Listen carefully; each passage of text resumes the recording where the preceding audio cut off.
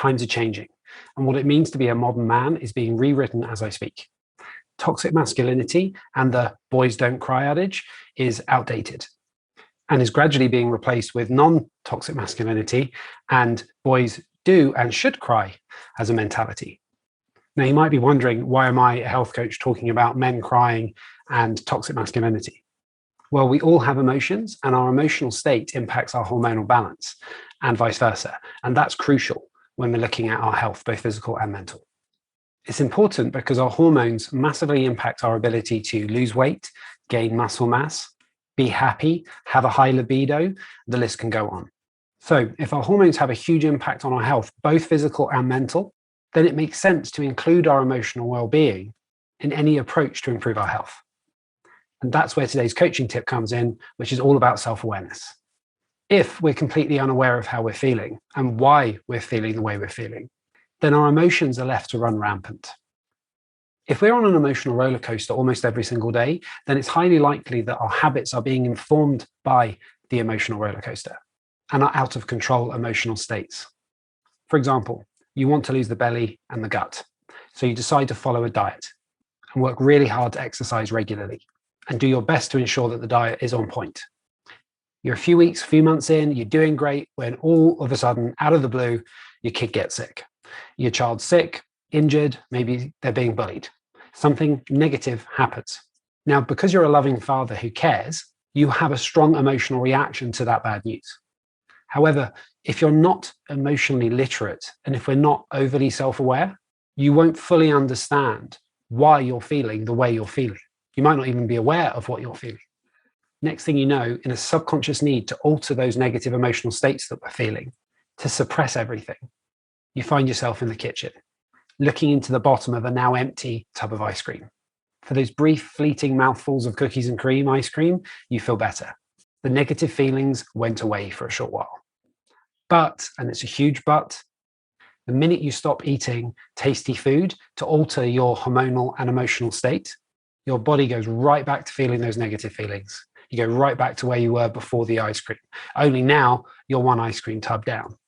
This is how so many of the men I speak to get stuck in a vicious habitual cycle without ever truly knowing it. Now let's look at it from a different point of view. Let's imagine you still get the same bad news about your child being sick, injured, or bullied, but this time you handle it differently. Only this time you've been working on your self-awareness.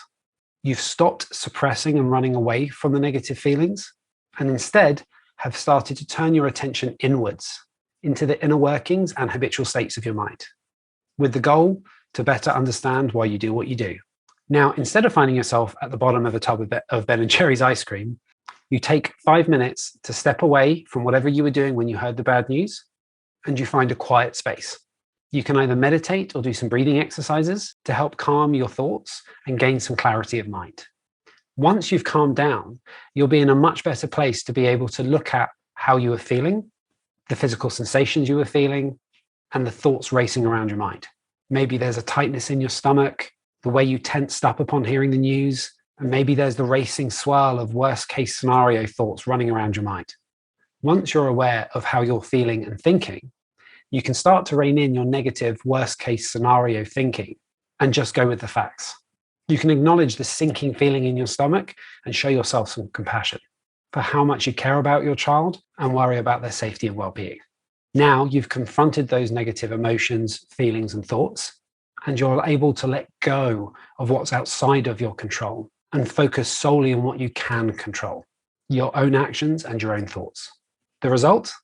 You'll no longer use food, drink, shopping, gambling, sex as a way of distracting yourself from how you're feeling or to alter your emotional state.